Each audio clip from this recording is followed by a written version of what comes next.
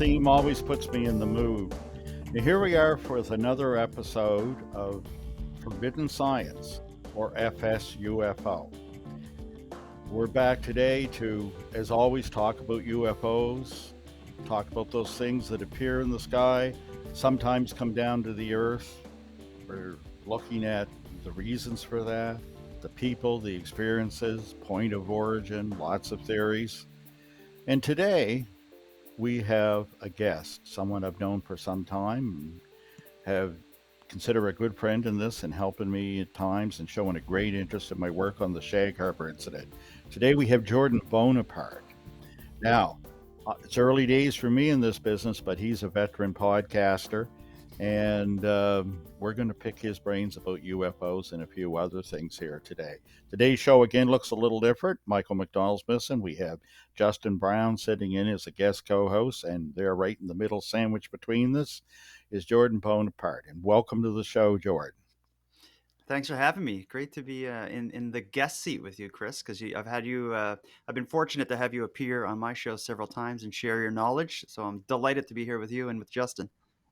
Yes, and I'm also over the years so glad when I run into you. And I often don't think of you or whatever's happening because I'm so busy. And I'll go to Shag Harbor and there's an event, and look who's here, Jordan Bonaparte. Mm-hmm. And we'll sit down and go live, and you just start dumping the questions away, and I do the best I can there to come up with an answer. But anyway, today we're here to talk about you and your work and who you are really. Mm-hmm. And first of all, why don't you start? Your show is called Nighttime. Why don't you tell us about it, what the range is and that?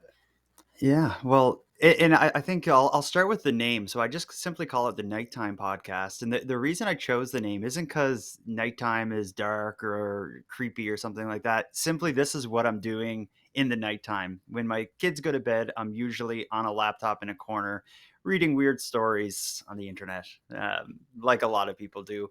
But in my case, oftentimes just reading the stories isn't enough. I'll stumble upon something I'm interested in and I get a little obsessive. And rather than just reading it and move on, I find myself the type that really gets into rabbit holes. My podcast, Nighttime, simply gives me an excuse to call the people involved in the story, invite them for coffee, like just like what I did with you when I fell into the Shag Harbor rabbit hole. But what my show, Nighttime, generally covers is Canadian crime stories, mysteries, weird and offbeat topics, be it an event or a place or a person. I've been doing it since 2015. I have close to 300 episodes now, and I've covered weird stuff from one side of the country to the other. And like I said, I've been fortunate to have you on 2 or 3 episodes. One of them, you probably remember this, we recorded live in a nightclub downtown Halifax, which is one of my Yeah, more unique experiences.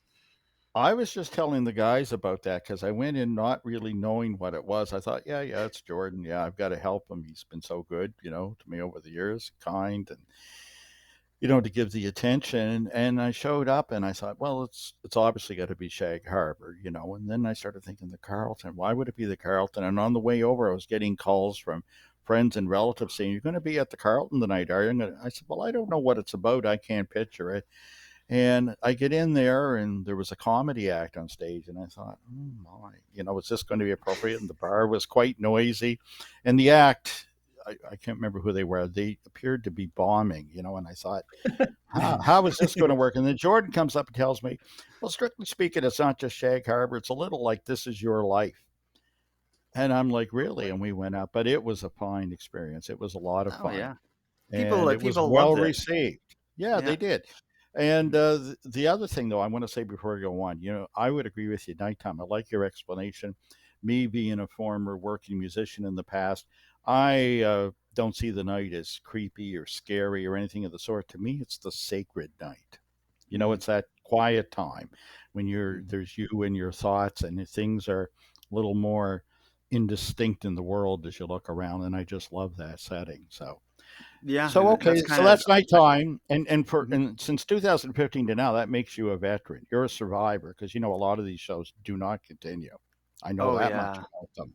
right. In the world of Uh, podcasting, like a lot has changed since 2015. I started at kind of just at the right time because shortly after I started, there was a podcast. I don't know if you ever heard of this, but there's a podcast called Serial, and it's like the biggest crime podcast. And that came out shortly after I started, and that really mhm, got people just coming into the podcast space like crazy. So there was a big boom after I started, but I think I was just in the right place at the right time to get some good. traction before things went Yeah. crazy.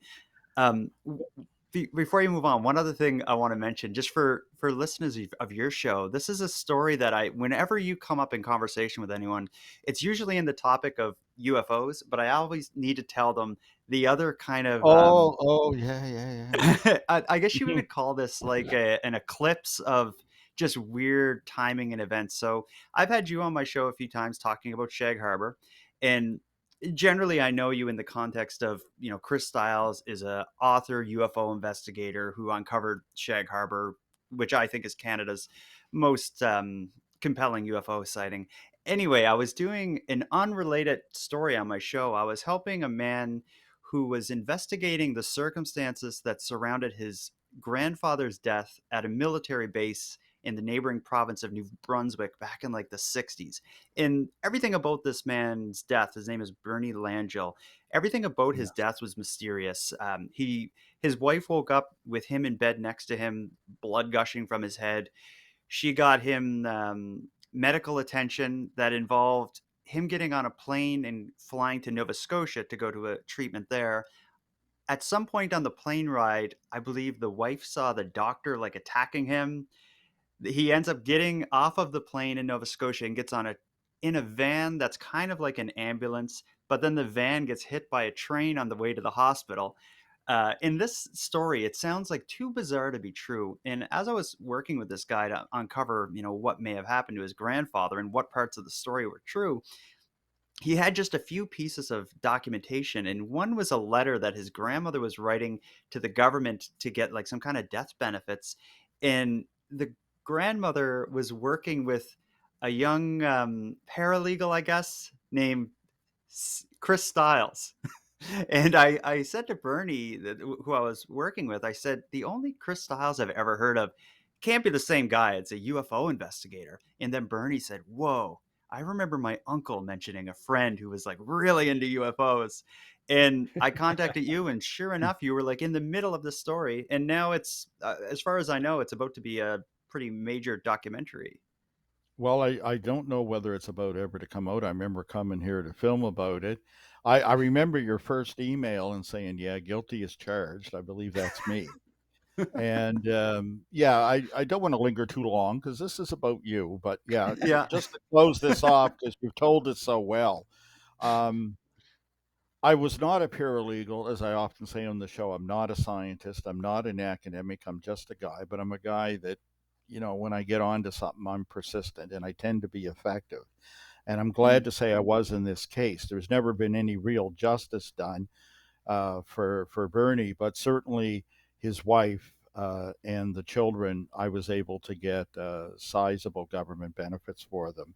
Representing them before Veterans Affairs and an appeal. They'd lost three cases with legal teams, but I succeeded. And that's another story we're not going to go into, but it has a happy ending, at least as far as it could go. I did yeah. many things, and that was one of the little side gigs I did for a while. But yeah, no You're more. an I'm interesting guy. taking down. Hey, Yeah, I've done lots of things we're not going to get into. I've if there's mentioned one music. thing You've mentioned that.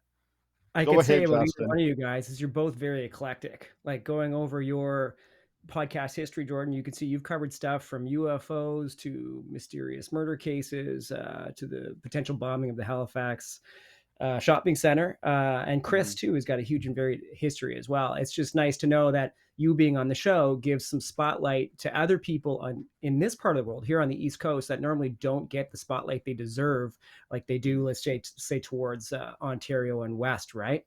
Mhm. And as an early podcaster myself, I think I was the only one in Atlantic, Canada in 2010 who had a podcast both on terrestrial through the university radio and on online, both local and through Chicago and LA and stuff. It's nice to know that we can all kind of come together and give each other a platform, especially Mhm. someone like you that has a genuine interest in in the paranormal in general, and your Mhm. eclectic viewpoint on the world and what's going on, because everything has an interesting story behind it. You're a great Yeah. journalist in that Well, regard. But the reason I sort of bring all this up is because I want to hear your origin story here into the UFO world, because that's why Chris is here. You have your own origin story. well, I think it's here on Monroe's Point in '86. Chris, did you want to get to that first? actually, I was going to ask him, like, before we get into that, because that's a big story and a great story, and I heard it at a presentation, and that's why I wanted him here today. And thank you again for appearing, because I know Jordan has done this on very short notice, so it's really good of him. But I'd like him to give just a couple of examples. We've talked about the nature and you categorized his thing. How about giving us a couple of standout episodes from Nighttime, and then we'll get All right. into your story, which is also For the sure. story, Justin, by the way, as to why he started the series. Yeah, Anyway, it's yeah, give us a interesting. couple of good examples of the eclectic nature of Nighttime. Yeah, so the two episode series that I'm probably most known for on my show. One would be the story of a young American woman named Lindsay Suvanaroth, who she met this is a bizarre story. She was obsessed with Columbine, the Columbine shootings at the high school in the States. She was obsessed with that, and she was on message boards where other people who were really interested in that story hung out. Turns out she met a young man from the Halifax area where I live, and they decided that the best way to start a relationship together would be by committing a mass shooting, and they chose the mall that's right next to my house, basically.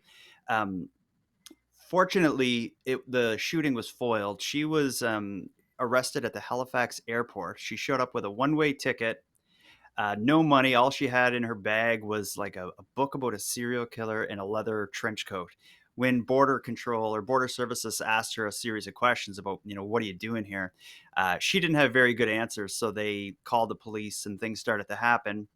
um, the police went to her boyfriend or co-conspirator's house to ask him some questions, and he decided to end his own life rather than answer their questions. She was given a life sentence in Canada, but here's the weird part: is she was kept in a prison during her trial. She was kept in a prison in Halifax, and my show was aired on like the college radio in Halifax, so she was able to hear it from her prison room, and she took an interest in the show, I guess, listening to it.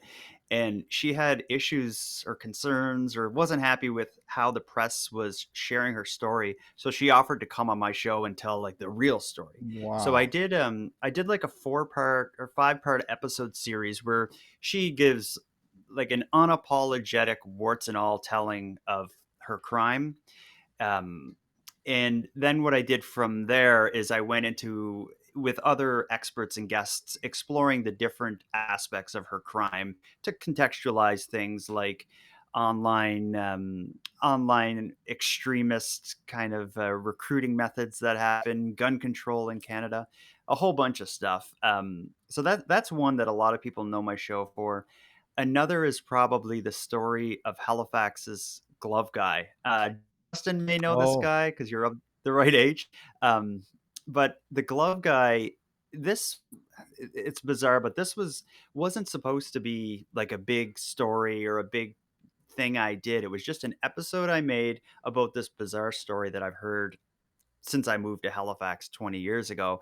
But what ended up happening is the subject of my story, a man known as the Halifax Glove Guy, um, went on. He did not like my episode, and he went on kind of like I guess I would say digital warpath, where he was trying, like, he would set up websites that looked like mine and Facebook accounts that looked like mine. And he wrote letters to CBC claiming that he now owned my show and all this stuff. But long story short, eh, what he was doing generated so much publicity for the episode that it's my most downloaded episode. People all over the world who have never heard of Halifax may know of the Halifax Glove Guy thanks to him. But the story and it's too strange to be true, but it is true. Since I've lived in Halifax, I've heard stories of a man driving around downtown who kind of acts like he's a cab driver to an extent, generally looking for uh intoxicated male who's alone waiting for a cab. this man will pull over, often in a new car, because it turns out he rents cars all the time. He would pull over and say, "Oh, come on in, I'll give you a drive home." And when you get in the car, he very quickly will try to sell you leather gloves that he creates. If Justin got in the car with him, Justin maybe would be his type looking at You him. can leave He me out would, of this one. I don't want to be involved with the glove guy. Let's just be honest. and what where the story gets weird is he will say, like, this is a glove that'll be perfect for you, Justin. Try to put this on. And Justin will say, there's no way that's going to fit on my hand. It's 5 sizes too small. And the glove guy will be like, no, like, force it on. And you probably get where I'm going. And so I did an episode where I had 4 or 5 guests on the show who had experiences with the glove guy, and it's bizarre. But anyway, that's probably one of the standout episodes just because it was spread so far. Wow. And Yeah, yet, the origin of nighttime is in our realm of absolutely. UFOs, and we're going to get to that. And here, Justin, you've asked about his great story, and from here he goes. And I Yeah, hope he gives it in all the detail that we heard the first time I heard the telling of this, because it's a great one, and yeah. it's the reason for the origin of nighttime. So hmm go on, Believe it or Jordan, you not, have the floor. yeah. So it was initially like when.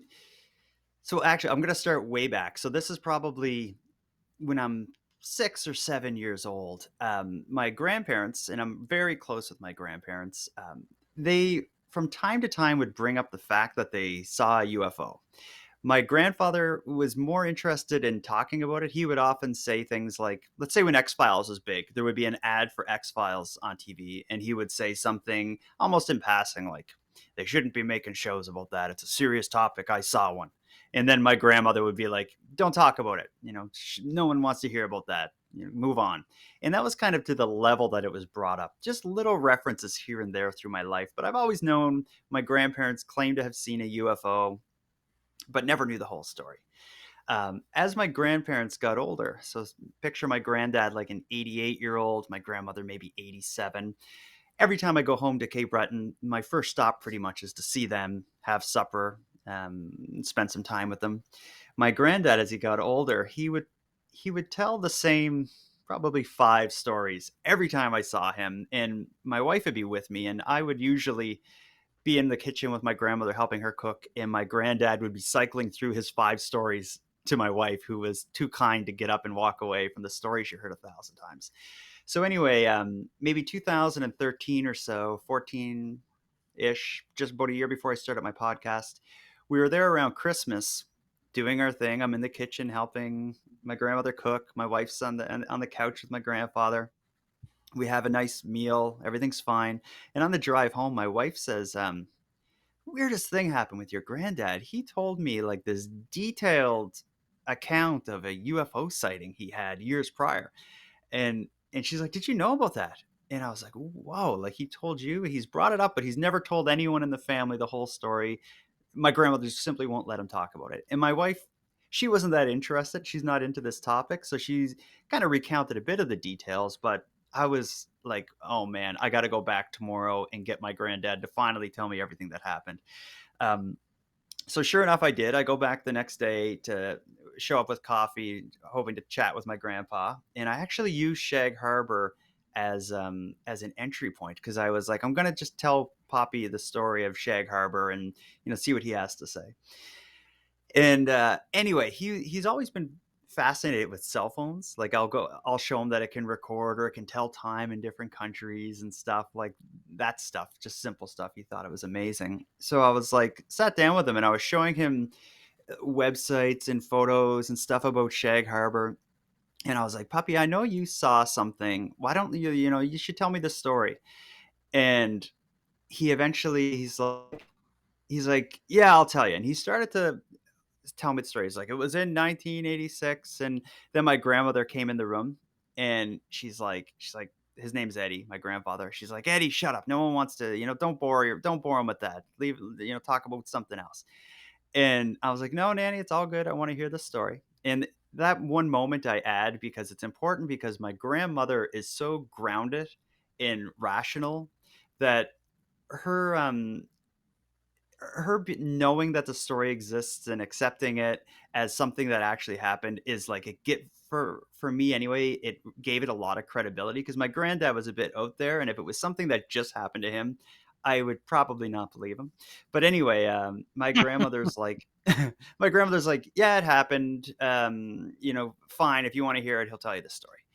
And here's how it gets interesting is my granddad said, Jordan, take your phone and I'll go down to the bedroom with you and you make a video of me. Because I had just showed him that it had a video camera in my phone. And he's like, you make a video of me. I'll tell you the whole story. And what I want you to do is when you go back to Halifax, take the video and bring it to the library. Because we were getting a new library at the time. Bring it to the library and see if anyone at the library can help figure out, what we may have seen. So he tells me the story, and I'll paraphrase the story, but then I'll break down the different segments or aspects of it. But the story, in essence, is that in 1986, so about 20ish years prior than when he told me the story, or sorry, closer to 30 years. My math is bad. So he's telling me in around 2014. It happened in 86. But anyway, he was going to the wake for a friend who died in an area of Cape Breton, which is the island I'm from in Nova Scotia. You call it Ingonish, or we call it the Highlands. And he said, we were on the way to the wake to see my friend, whose name was Graham, that died. We were going through an area called Monroe's Point. He describes it as being kind of like driving up a hill, and on the side of the road, it's sort of a cliff that overlooks a body of water. Beyond the body of water, you can see a piece of land where there's a community called Englishtown. He's like, we're driving, going up this hill on Monroe's Point. It's nighttime. The sky was clear, weather was fine. And all of a sudden, a massive ball of light appeared above my car suddenly. And he described it as being so bright that it was almost brighter than daylight just in the areas surrounding his car. As soon as the light kind of shined on his car, the engine stopped and the car just completely lost power. So the engine just dies and the car is just kind of rolling a bit because he was still in drive. He wasn't in park or something. And my grandmother and grandfather are kind of looking up through the windshield, trying to see. Their first thought was that there was a helicopter like above them shining a spotlight or something. But it wasn't. They couldn't make out anything because it was just such a blinding bright light. And they just sat in the car terrified for, my granddad described it as being somewhere between 5 and 25 seconds. Just my granddad and grandmother in the car. Watching it as their car rolls to a stop, the bright object then leaves above their car and very quickly passes over the body of water and passes the land that I described on the other side of the water. And as it flew away or moved away, my granddad said below was a circle of bright light on the ground, so he could see it light up the water, go over Englishtown and light up like where the homes were and whatnot, and then just fly off. But he described it as being a very fast exit. Like it only took moments, like seconds, for it to be out of sight beyond, this tree line or whatever that would be off in the distance. As the thing leaves, granddad tries to start the car starts like it's no problem, and they continue on their way to the wake, with my both being shocked, my granddad immediately thinking it's something unnatural, and my grandmother quite simply just being too terrified to even think about what it was, and asking my granddad to not bring it up with anyone at the wake. They go to the wake, do their thing there. My granddad, from there, he reports it to several places at the time. He told me he reported it to the Coast Guard, to a reporter with CBC. He contacted an astronomy professor at a university in Halifax, and I don't know what the word for it would be, but kind of like an aviation authority. So he reported it to these places, and the only explanation he got about what it was the astronomy professor expected it to, or speculated that it was they referred to it as a fireball. And I don't know the astronomical terms well. Bolide. A bolide. Yeah, that's Yeah. right. And My granddad took the explanation and immediately said there's no way, like a bolide doesn't stop above your car, 40 feet above it, and a bolide then doesn't, go from a dead stop and travel, across the water, projecting a light in a downward motion. So my granddad never thought, and it also wouldn't stall the engine on a car. And he also told me it was a newer car. There was no reason that it would have been like a mechanical reason for it to fail on a pretty modest hill. It's not like they were driving up a mountain or something like that. So in essence, that was the initial story I got. And what I did was, so again, keep in mind I'm at my grandparents' home filming my granddad tell me this story. I then said, "All right, Papa, I'll go to the library in Halifax and see what I can figure out." But really, what I'm thinking is, I'm going to show this video to my brother and my uncle, and we're going to finally hear the story of the UFO that Granddad and Grandma have brought up throughout our lives. But as I listened to it and started to kind of think about the things he said and the detail he gave, I was like, like this could be something interesting to research, because he gave me an exact date. He gave me the weather conditions, the name of the person whose wake he was going for, the directions of travel for this object. And I thought, I have enough information likely to figure out uh, if what he's saying is true, and if so, what it may have been. So I've always been interested in the topic of UFOs, but never heavily into it. So I'm like, if I'm gonna, try to figure out what this is, I need someone to help me out. And I saw actually when Justin's video was up, he had over his, I think, left shoulder, he had a book called Maritime Ufo Files. Um, Actually, I bought that book because that book is by Don Ledger, a UFO researcher, and it's a collection of Atlantic Canadian or maritime UFO stories. And I was like, I'm going to go through this and see if there's anything from the time my granddad had his story or any similar kind of sightings to what my granddad experienced. And I read through the book and could really find nothing. But what I did find was in the opening of the book, or maybe it was the end, Don Ledger, the author and a UFO researcher, he said, you can contact me anytime. Here's my email address. He has that in his book. So didn't know the guy. So I wrote to him and told him the story. And he agreed to kind of pitch in and help me try to figure out what my granddad had seen. There wasn't a lot to investigate other than those specific facts that I mentioned, like date, time, direction, all these things. So I was like, my first task is going to be to find out how accurate Granddad's telling was. So I went to the public archives in Halifax, where you can sort through old newspapers and documents. First thing I was looking for was, I wanted to confirm the date. He was giving an exact date every time when he told me the story, and he also said there was the wake that night. So I found the death record, like the obituary for his friend.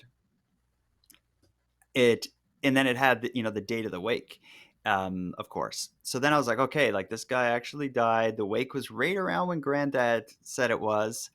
The newspaper that day also had like a weather forecast, like today's weather, tomorrow's weather. It was clear skies were advertised, so it's just like he said. I got Don Ledger helped me with looking at flight records where planes would have been traveling and what directions planes would have been going at, within the hours before and after my granddad said he saw this. There was no reason anything was in the sky. There's no military base down there. There's no airport down there that would have a low flying object. That would make sense. So we kind of initially thought, something interesting is going on here. And the only detail about my granddad's story that was off was he was wrong by one day by the date. Exact date escapes me, but let's say if he said it happened on April 19th, it was actually 18th. But that becomes important as we go. But that was the one detail he got wrong. And seeing that he had such detail that was accurate, I was like, there's no way my granddad would remember the specifics of this event if it wasn't hugely important and made a big difference in his life, because he's talking about something that happened 30 years ago in exact detail, other than having the date wrong by one day. So now here's how I'll get to how the podcast starts. Is as I was uncovering all these details, I'm like, man, this would make a cool documentary or something. And I was thinking maybe I'll just film stuff and I'll make a little 20-minute documentary and put it up on YouTube or something as I was going through this investigation. And what ended up happening is, as I was going through the investigation and going to the archives and finding all this documentation, I kept getting bogged down by the video aspect of putting something together. So I was trying to edit video and make things happen, and I was just like, this is too complicated. Maybe I'm just going to move on. But then I realized, I listen to a lot of podcasts. I have an audio background because I'm a musician in the past. And I was like, why don't I just make like a podcast episode? And what I was thinking is, I'll make my own little audio documentary and maybe I'll give it to another podcaster who will release it. So that's what I did. I made an episode of a podcast that wasn't going to be my own. I was working on it during the evenings after my then baby went to bed.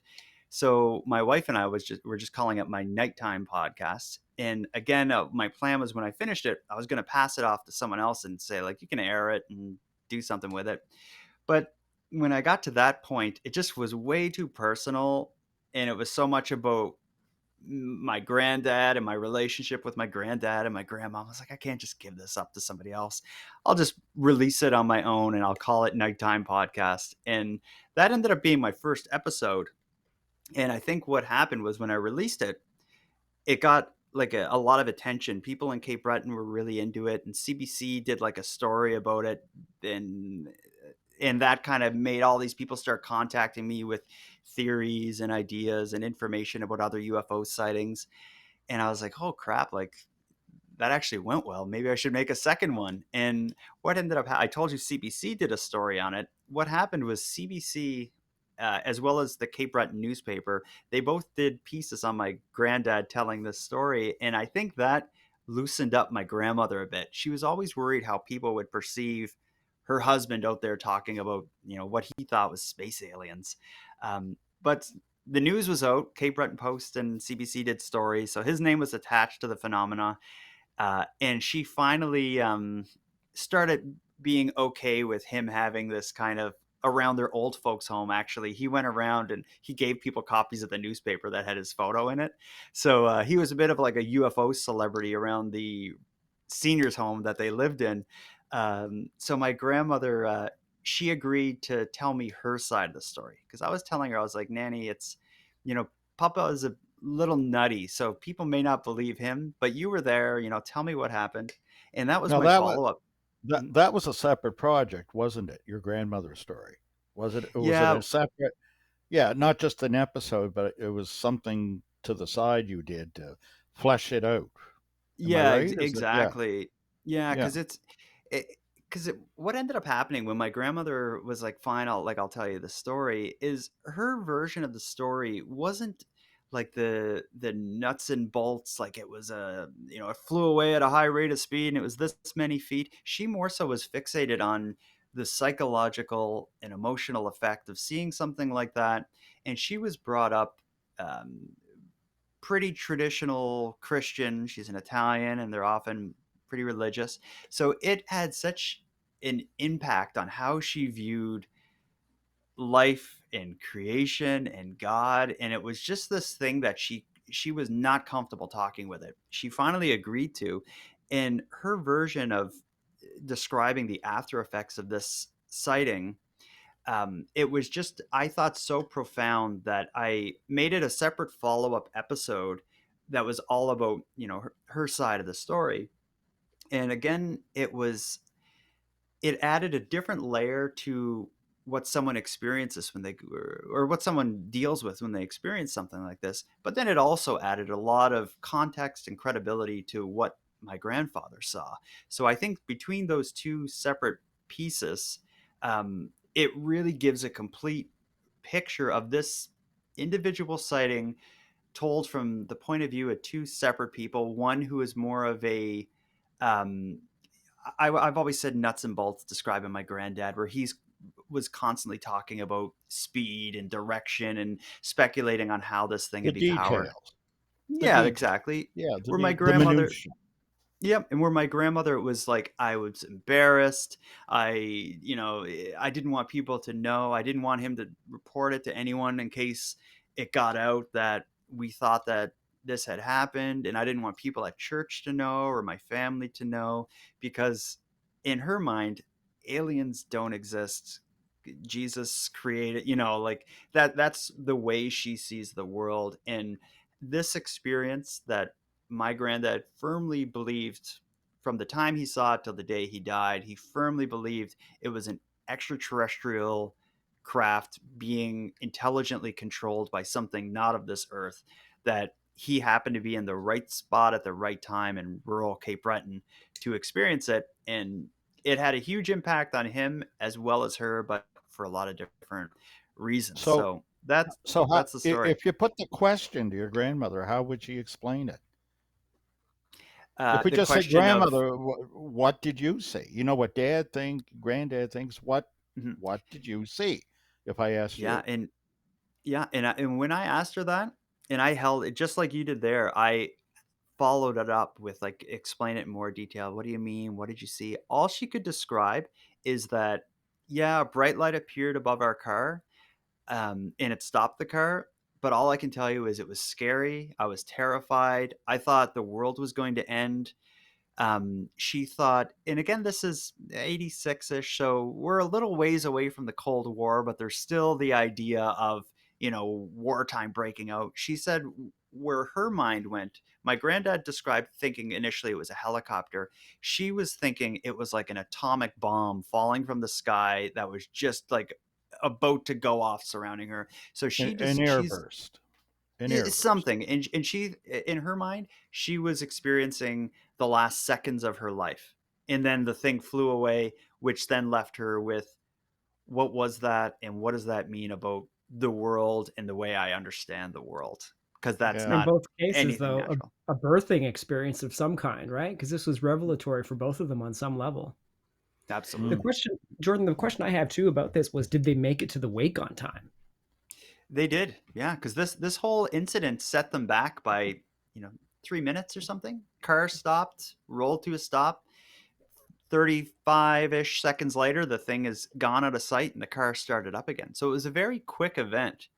But that's to say, like, it's quick to explain it, but if you're sitting there in that situation, this is, 30 years later, he was telling me to the fine detail exactly what happened. So it's yeah, it had very little impact on their night. They got there, went to the wake before arriving.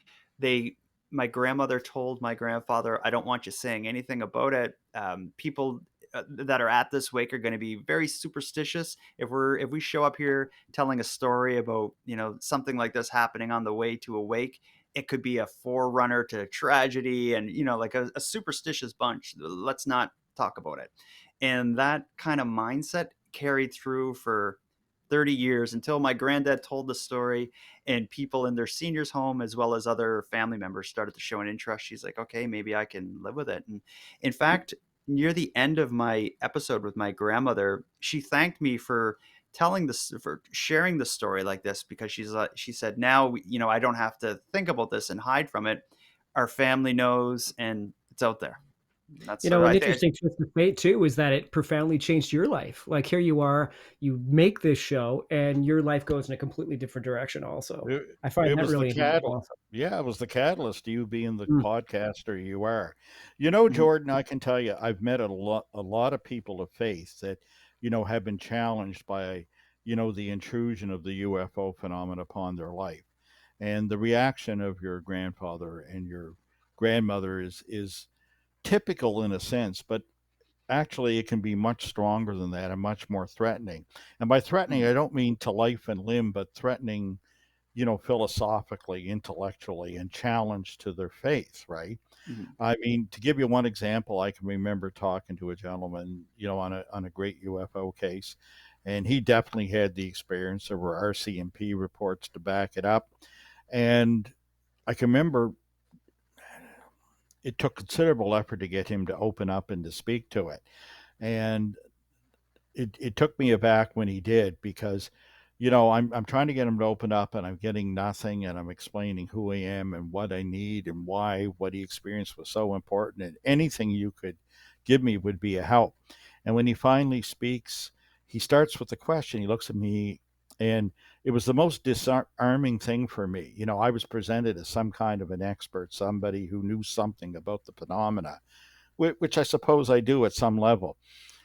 The first question he had for me when he explained it, and it was a very unusual case where we can't give it the time, but just take my interpretation of that. And his first question to me when he first spoke was, "Do you know what happened to me?" And I was forced to say no. And I said, "No, I don't." And he says, "Has it happened to you?" And I said, "I don't believe so." And he says, "Then you'll never really understand." And he says, "You know what it taught me right away? You know what I have to live with now?" He goes, "There was my life before the event, there's my life since the event. And what I knew instantly is everything I've been taught in terms," he said, "in school, of my faith, of everything I've come to believe in, it's wrong." Hmm. That's what I knew in an instant. That's a hell of a burden, you know? Mm-hmm. And then he began to talk and open up. Justin Brown is a Cape Bretoner too, Yeah, from Sydney. And actually, I and saw something had a around the UFO range experience right young. Yeah, outside. yeah, you go Yeah. ahead. I mean, there's not really too much to write home about, but it was the catalyst that, sort of transformed me and got me transfixed on the phenomenon. Just quickly, because this is your show, but I think it was, I want to say 88, 89, because my mom passed in 87, and it was about a year later I was transplanted here from LA, and we were in Cape Breton. We were getting reacquainted with the family and the land, and my dad took us down to a little dock on a waterfront, probably I want to say 30 minutes from Sydney. I'd have to pin down the details now because it was, geez, I feel like 35 years ago or something, right?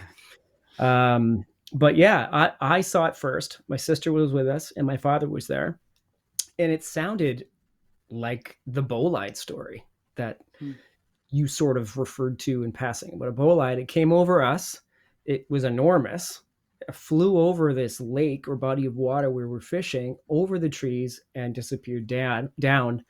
I saw it first, and I attracted the attention of my sister and my father. They caught it going over the trees. I thought it crashed. My initial experience was, this thing crashed. Someone needs to get over there and see what this is, right? I didn't hear any impact or see any sparks or anything strange like that. But my father contacted the airport and local officials, and no one was speaking or even reported it. I mean, it only happened for a few seconds, but it was enough for me to sort of be like, there's something strange going on here. If Hmm. no one else saw it but us, but I clearly saw something unusual happen. And listen, it probably was a meteor. It really is irrelevant because it sparked my interest in the possibility of what's going Hmm. on. But it's neat to hear another story coming from Cape Breton, and also another transformative story in another sort of way.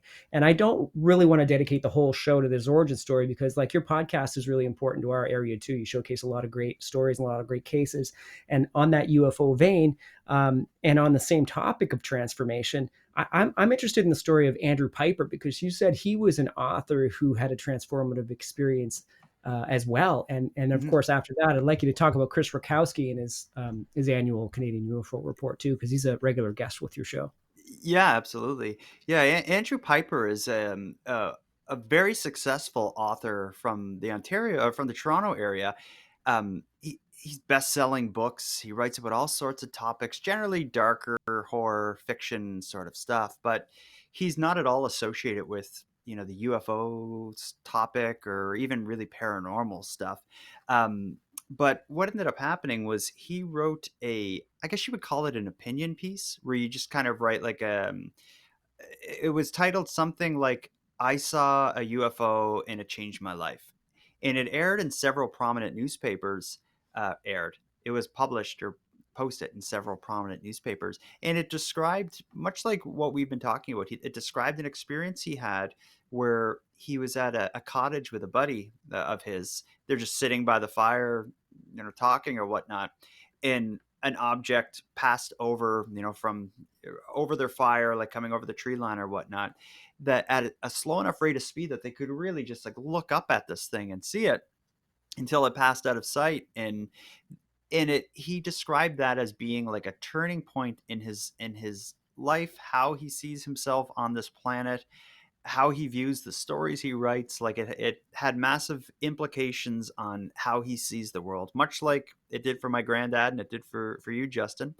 So I had him on to kind of elaborate on his experience, as well as his decision to come out publicly and associate his name with what still to this day is a fairly controversial topic. When you talk about controversial in the sense, like, it's one thing to be like, the government released these secret recordings of a weird thing in the sky, like that's one thing to talk about. But I saw it and I believe it, and it was just me and my buddy by a campfire. That's just a different thing to come forward with and discuss.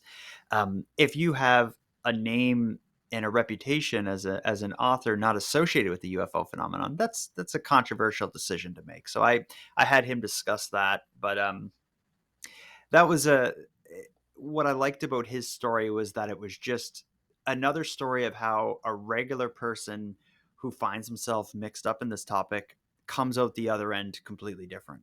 And that was the case with him. You brought up Chris Rutkowski, and this is another person that, much like Don Ledger and Chris Stiles, this is another person I met along my journey through understanding the topic that really opened my eyes to what's going on and made me view it in a hopefully more intelligent way. Is Chris Rutkowski's, a lot of people call him the Canadian UFO guy because he's just been involved in UFO topics in Canada 40 years or something like that. He's out of Winnipeg, and he's also a professor at University of Manitoba. Very intelligent guy. But what he does that I find is so interesting is he publishes something called the Canadian Annual UFO Survey.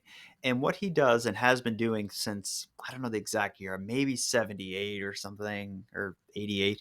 But what he does is he collects the data for all the UFO reports across Canada, and he organizes them and publishes a report each year for free where he takes all the year's reports and he looks at things like, all the data points. So how long was the sighting, what color, how many people saw it, what month, what day, what city, what province, what day of the week, what was the weather like. He takes all these data points. So as you go through the report, he's breaking all the stats down. And if you're someone who likes, it's almost like a mixing like hockey or sports statistics with the UFO phenomenon. So when he published his first report, yeah, that's great. The second one comes out and it could compare the second year against the first year, but he's been doing it now for like 30 years. So he has so much data that the numbers are very accurate, and there's so many different ways to break them down. So the most recent report, I don't know the exact statistics, but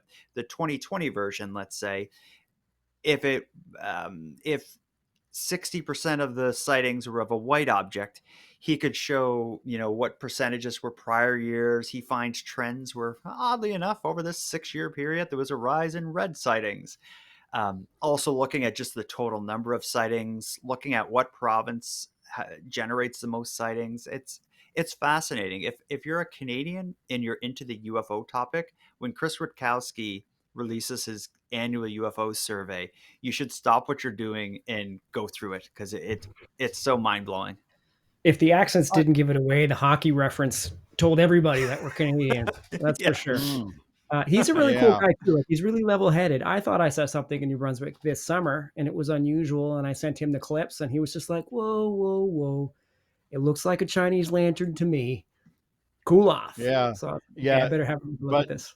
but in fairness to Chris, you made it easy. You left an audio cue on that clip where you say, I or I did. think the wife said, I think it's a lantern, a Chinese lantern. So, Yeah, you and kind of made it I'm easy. still not convinced because I had a second sighting that same night, like an hour later, which was really unusual. And it was Listen, after. This is a whole other story, so I won't get into it. But there was a yeah, protocol that happened before it all even started, right? So I don't know what the hell yeah. was going on there. But Chris is good because he can sort of get you grounded too, which is sort Yeah. of Well, what you need for the phenomenon. But at the same time, you have to be careful because there's a lot of information that gets lost when you close some of these other doors, right? Just yeah, And food he's, for thought. go ahead, you have Chris. to be careful with numbers when you look at it. And this is not throwing a dagger or critical of Chris's work at all. But you have to consider things too, that when you look at something over 30 years like that, you are looking at a period of time when it was harder to report or figuring who to report to. And of course, that became much easier with the net, Mhm. like, so you're kind of spanning those years too, so Mm. I don't know how you work that into it or if you can, but it's something you should be aware of with any numbers. Mm. I have a cultural observation about your story, Jordan. Okay. And part of the reason for that, I've been watching for that. In an earlier episode, we had folklorist Noah Morit from Newfoundland, and one of the things that stood out in that was he was he gave a great presentation about the cultural impact of these UFO events, and we could almost miss one, but after his episode, how it stuck with me, I can't help but point this out in your story, is that I love where your grandmother says, "Well, we can't go to the wake and talk about this thing that happened, about, this UFO story, because it would be rude, and because people might get scared here, they might interpret it as a forerunner event." And Mm. I myself have relatives. I wasn't born in Cape Breton or raised, but my grandparents on my mother's side, and my mother, when she was young, lived in Cape Breton, right?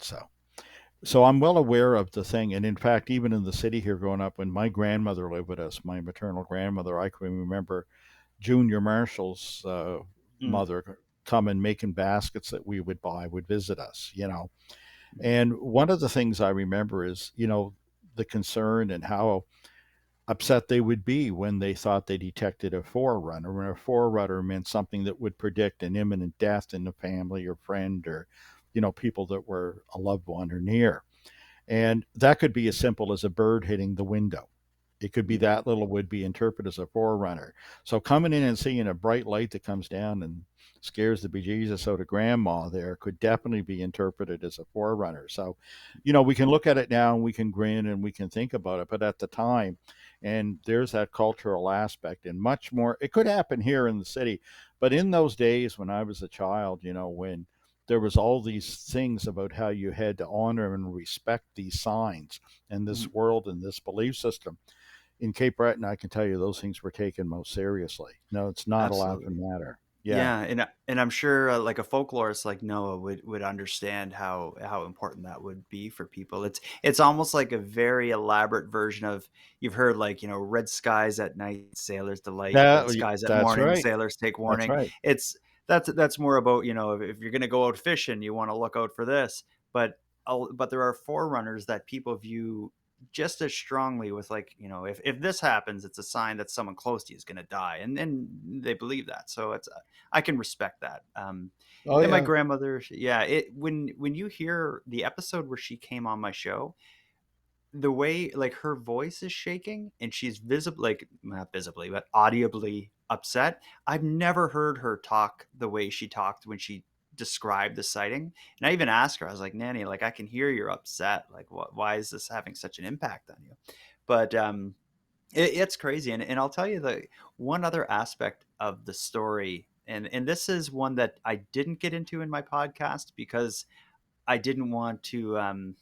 I'll tell you why. It's like, my granddad, after this experience of coming on my show and my grandmother coming on the show, every time I would talk to my grandfather, he would bring it up immediately, asking me to read him, like, what's going on with the UFO story? Did you get any emails? Read me them. Is anyone able to figure out what I saw? He really wanted to get an explanation.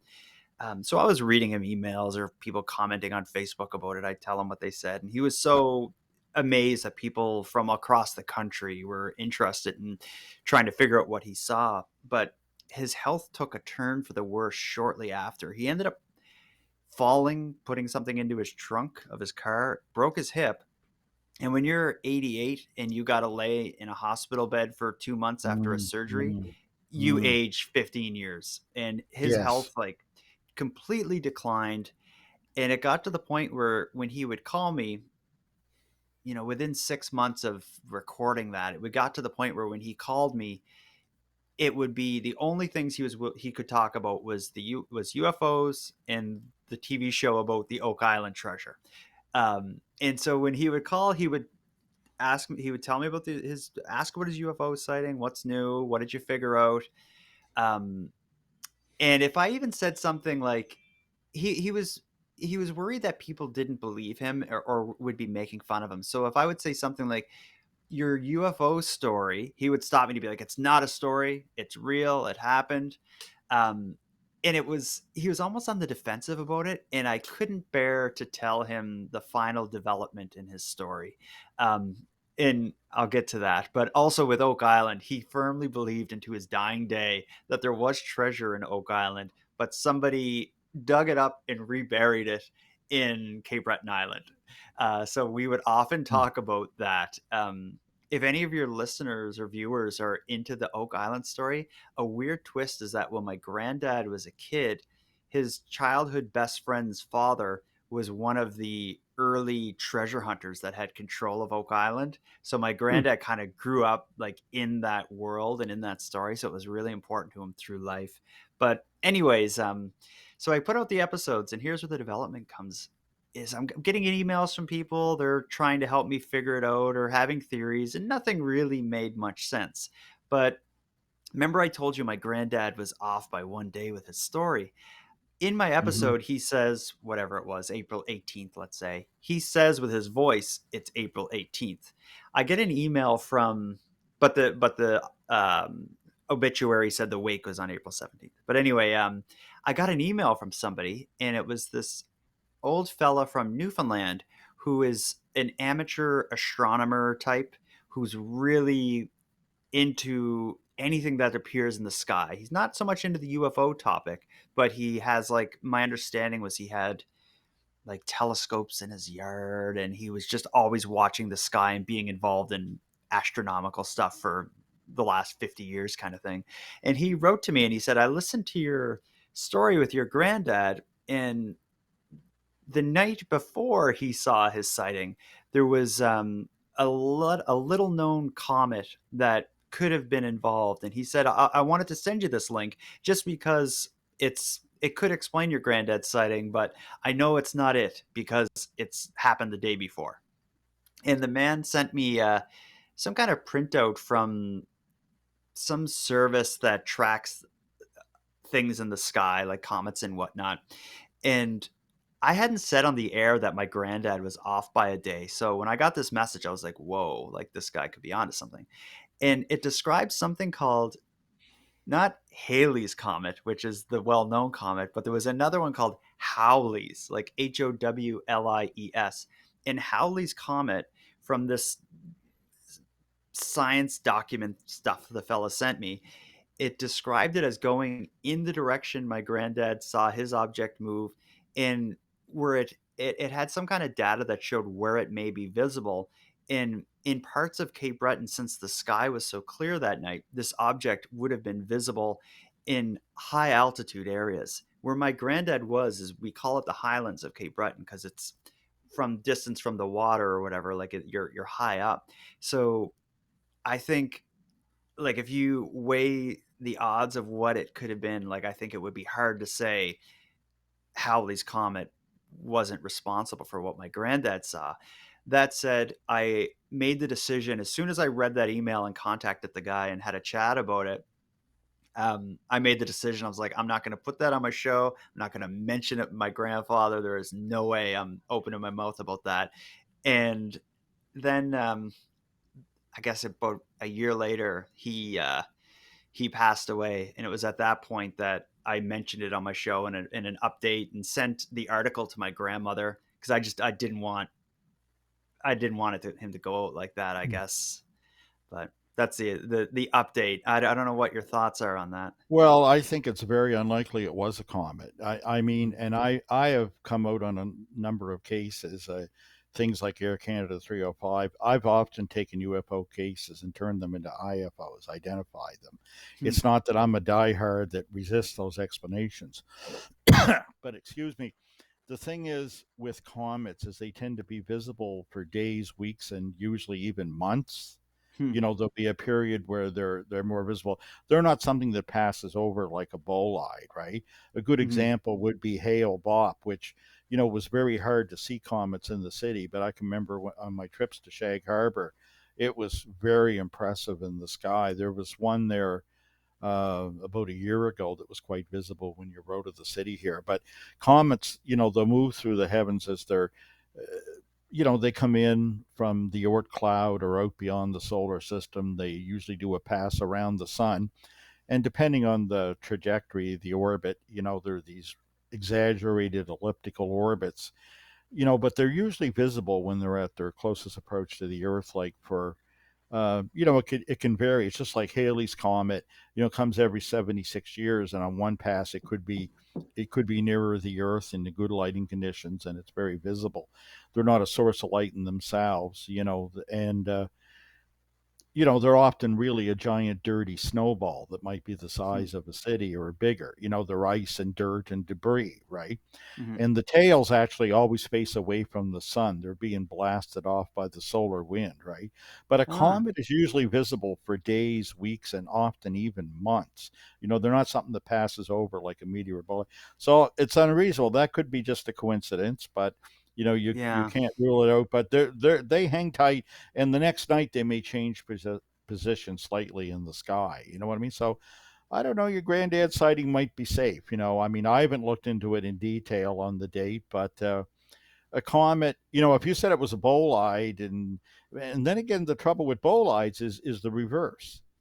A bolide doesn't hang around for 25 seconds or shine the light down, although they can really flare up. When you look at the one that entered Siberia a few years back and detonated about 15 miles up and maybe as far away from the city, it did quite a bit of damage when that Mhm. ball of ice exploded.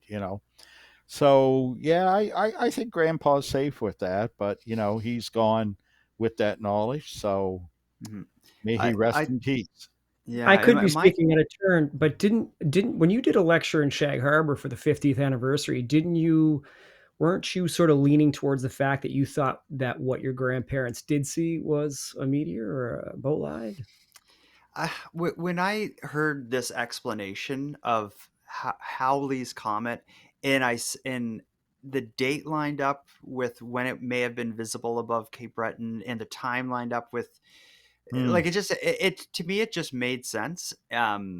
Yeah, But like, I think I'm looking for a logical an Occam's razor. explanation. Yeah. Yeah, It If it is conventional, if it's astronomical, I think the bolide would be more likely. A bolide can take some time to span the sky if it's high up and hitting at a shallow angle. You know what I mhm, mean? But mhm, I would rule a comet out. I mean, I'm not a scientist. I'm not an astronomer, but I've had to deal with them and liaise with astronomers on many occasions when you look into a sighting. mhm, And I know, for people that may not be that familiar with me and my work yet, it's not that I never cave into a conventional explanation. I've explained away a number of fairly famous sightings, actually. But in mhm. that case, yeah, the comet is pretty unlikely. The bolide would be more likely. More. Mm.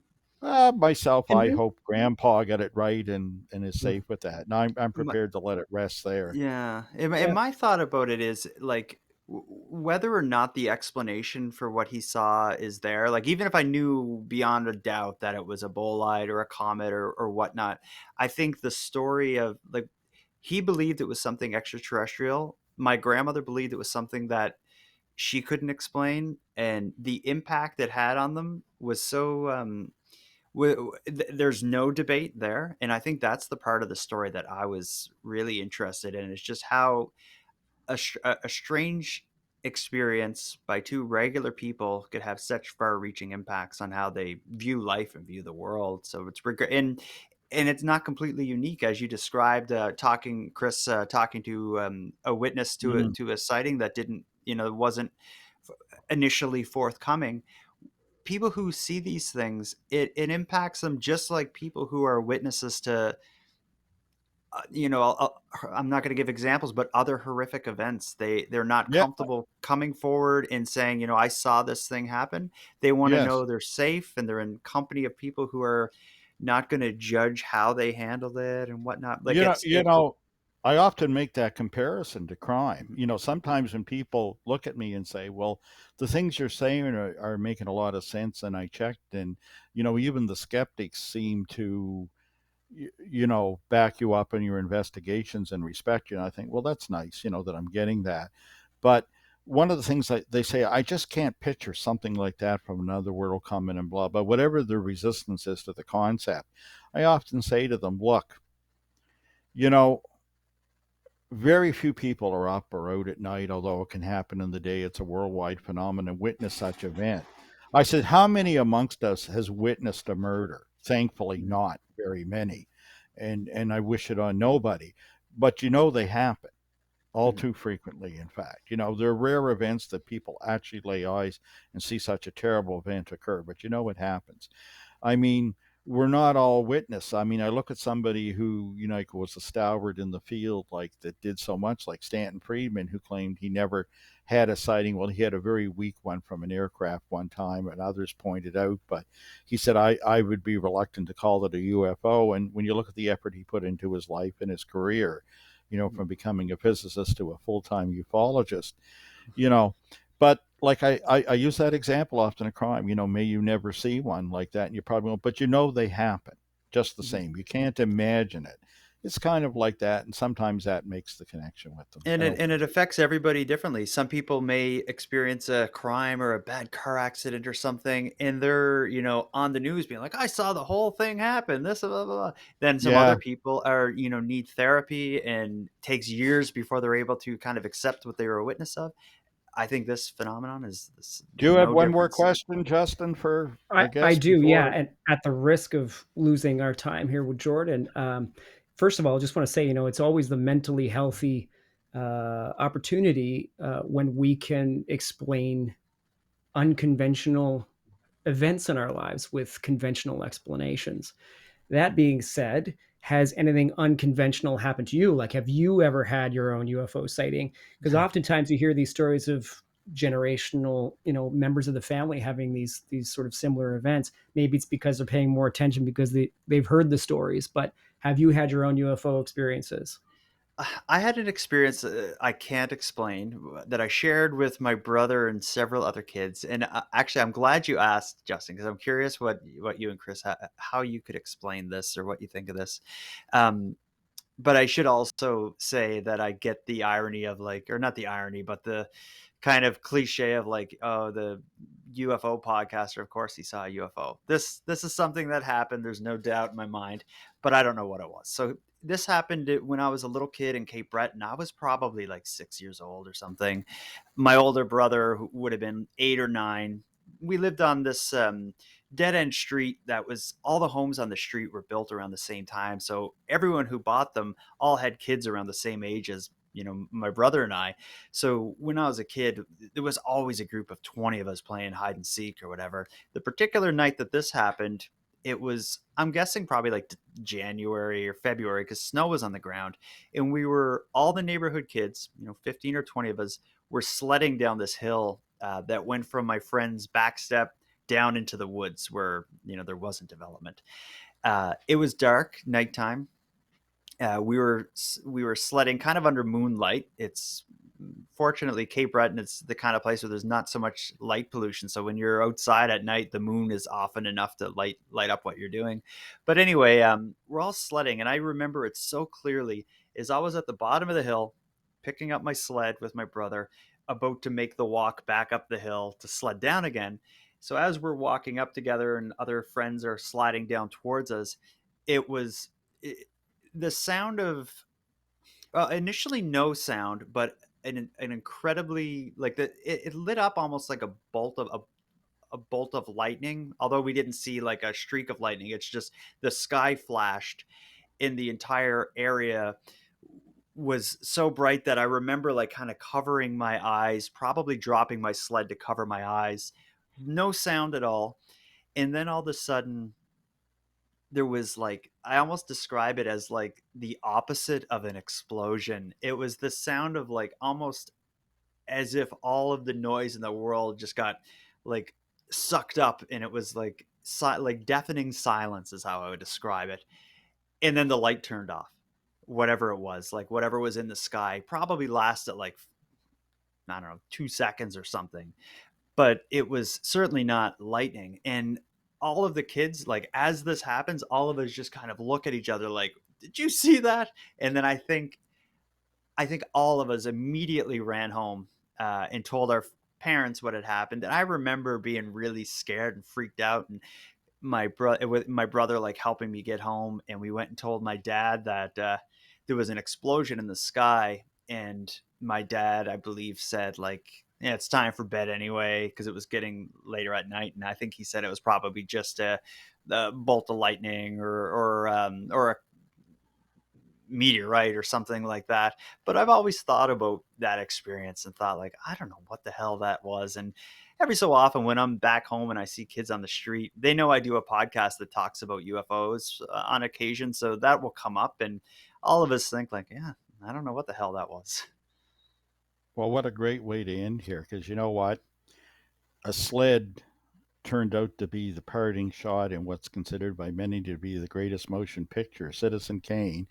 Why don't we end this episode of the podcast with Jordan's sledding story? I love it, sort of thing.